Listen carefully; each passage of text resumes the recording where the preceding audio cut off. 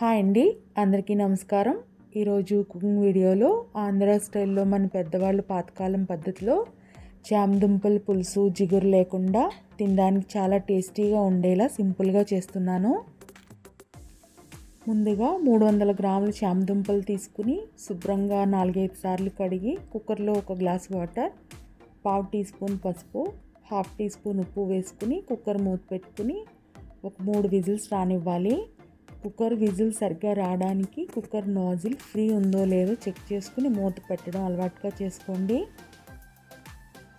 చామదుంపల పులుసు కోసం ఒక కడాయిలో 2 టేబుల్ స్పూన్ నూనె వేసుకుని 2 మీడియం సైజ్ ఉల్లిపాయ ముక్కలు, 2 పచ్చిమిరపకాయలు చిన్న చిన్న ముక్కలుగా కట్ చేసుకుని వేసుకోవాలి.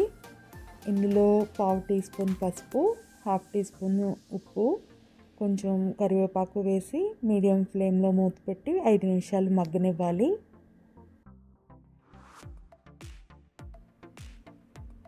ఇలా మగ్గిన ఉల్లిపాయ ముక్కల్లో 1 టీ స్పూన్ కారం వేసి కలిపి ఒక 4-5 నిమిషాలు మీడియం ఫ్లేమ్లో మూత పెట్టి మగ్గనివ్వాలి.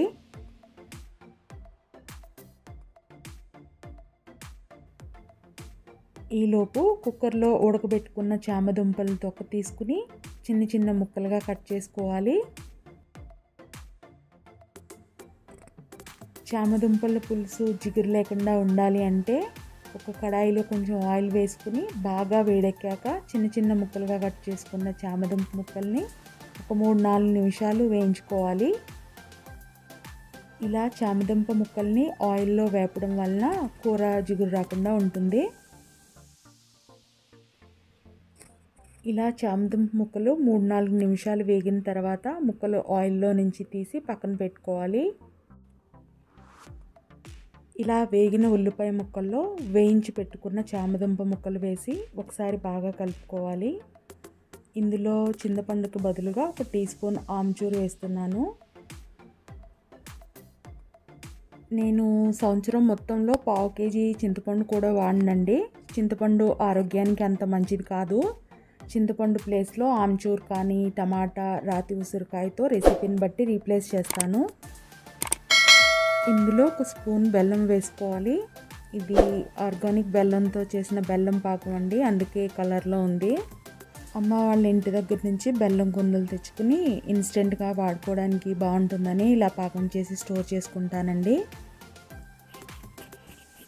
ఇందులో 1 గ్లాస్ వాటర్ వేసి ఒక 5 నిమిషాలు మూత పెట్టి మీడియం ఫ్లేమ్లో మగ్గనివ్వాలి.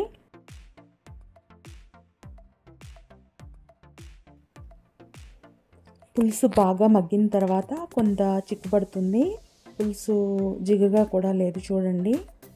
మా అమ్మగారు కానీ అత్తగారు కానీ మా ఇంట్లో చామదుంపల పులుసు ఇలానే చేస్తారు. చామదుంపల పులుసు చూడడానికి సింపుల్గా ఉన్న తినడానికి చాలా టేస్టీగా అద్భుతంగా ఉంటుంది. ఇది నా 3rd వీడియో అండి. ఫస్ట్ వీడియోలో వెరైటీగా పూరీ కర్రీ చేశాను. సెకండ్ వీడియోలో ఒక హెల్దీ ఇంగ్రీడియంట్తో బీరకాయ చట్నీ చేశాను. ఇంట్రెస్ట్ ఉన్న వాళ్ళు రెసిపీ వీడియోస్ చూడండి. సింపుల్గా చేసిన చామదుంపల పులుసు రెసిపీ నచ్చితే కనుక లైక్ చేసి సబ్స్క్రైబ్ చేయండి. Thank you for watching.